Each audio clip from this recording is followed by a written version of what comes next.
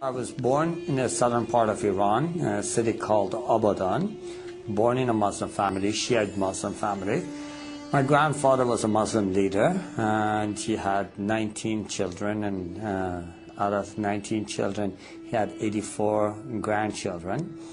And obviously, he had to choose one to carry the spiritual pattern of the life and the teachings for the next generation.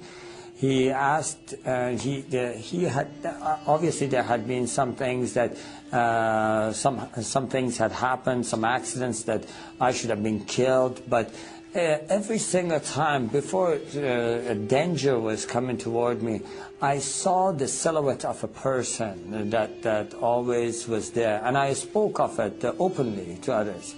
And my grandfather took that sign, obviously, that there is the spiritual leaders of Islam are looking over this boy, and they are protecting him.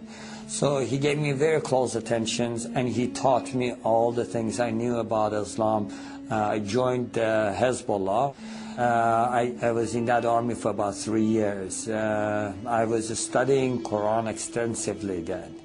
My grandfather actually sowed this seed in my heart that I should share Islam with the poor, misled Christians, you know, that have gone astray, and obviously remind and be a spiritual leader to our family outside Iran.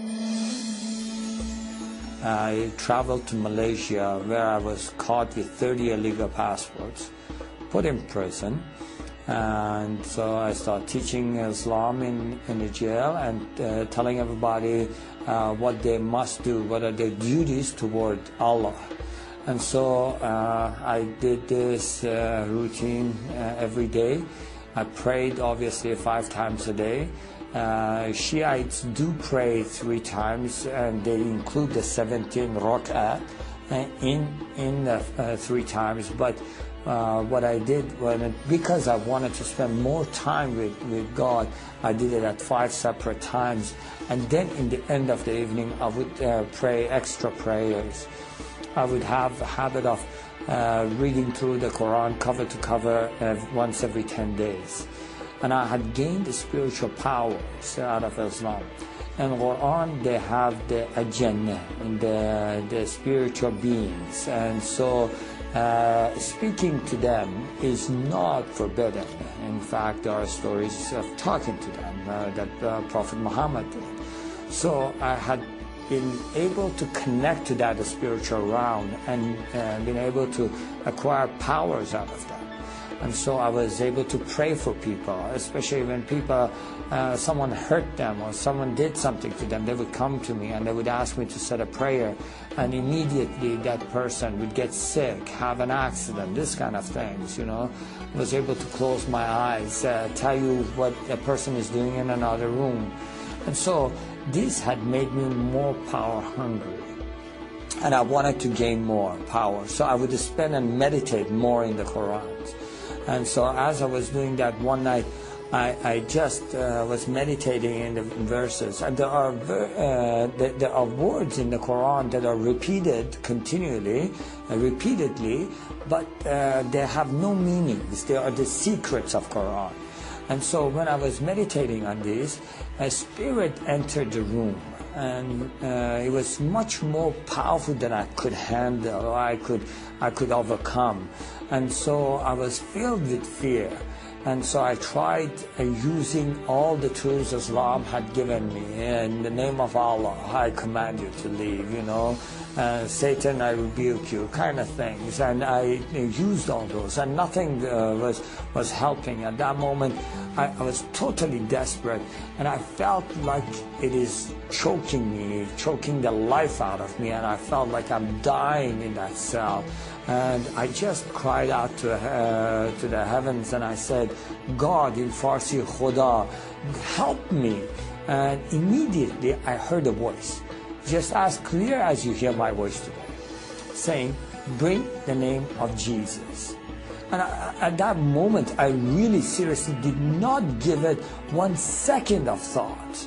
I feel like going back, I was drowning. And a man that is drowning, you throw a rope, they would never question you about the color of the rope.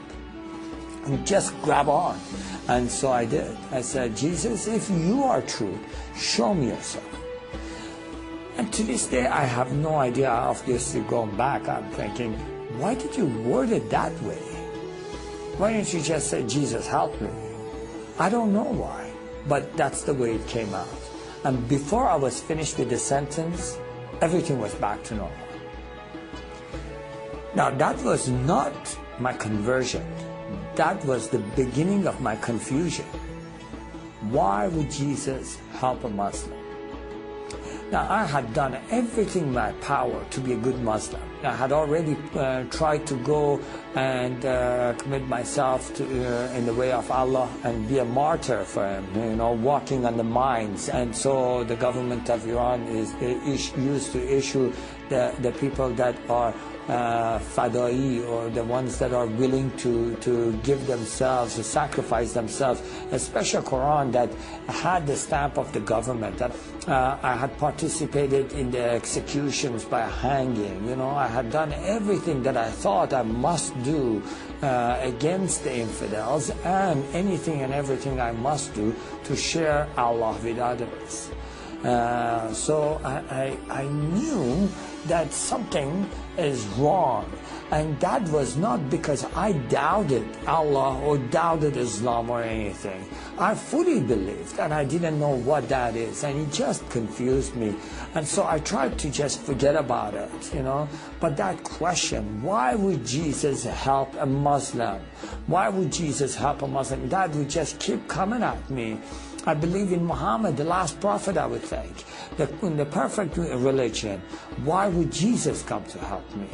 And so that 2 weeks period, I just got really confused, and I said, okay, I'm going to pray and fast and ask God Himself to show me the path. Obviously, I thought at that moment, and there are verses and things taught in the Quran that says the ways of Allah are many, and no matter what part of the mountain you climb, you always come to the same mountain top. And I thought, maybe that is what God is, and then, no, maybe it is different for God. Maybe God has a specific way for me, and He wants me to follow that specific way. So I thought, I will never find out unless I ask this question. So I did. I prayed and fasted, and from the bottom of my heart, with all my strength, I asked, God, what is it that you want me to do? What way is it that you want me to follow? And so for 2 weeks, I sat in one place and I prayed as many hours as I was awake, and I fasted as many hours as I was awake, and I would just fall asleep literally on that place. I would wake up and I would just pray again and again, asking God, what is the way you want me? After 2 weeks, to no avail, I had no answer. And I really got frustrated. I just thought, forget it, what is this? I have no chance of finding out what He wants. I don't even know if God exists. And I have wasted all my life. I have been afraid all my life, trying to do everything that would please Allah. And now He confuses me. If Allah is all great and He sees the heart, He knew in my heart I love Him. And what matters if I call Him whatever name I call Him? He knows in my heart I love Him. And if it does matter to Him, I ask Him. For 2 weeks I sat, prayed, and nothing happens. So, you know what? I'm going to go do my own thing. I'm going to go walk my own path. I'm going to do what pleases me. Obviously, at that very moment, I felt the power of God filled the room. Now, in Islam, the greatest sin you can commit, and you can never be forgiven for that, is doubting God Himself, doubting His teachings, doubting His prophet. And I had done that. And in Islam, they teach you that Allah never visits, God never visits human beings. I feel, and I know against Islam I have committed the greatest sin that can never be forgiven. God's presence is in the room, and I'm confronted immediately with His holiness. All this is happening simultaneously, and I'm confronted with His holiness, which puts this weight of sin upon me. And I know that because He is just, He must kill me. He must wipe me off the face of the earth because I am so full of sin.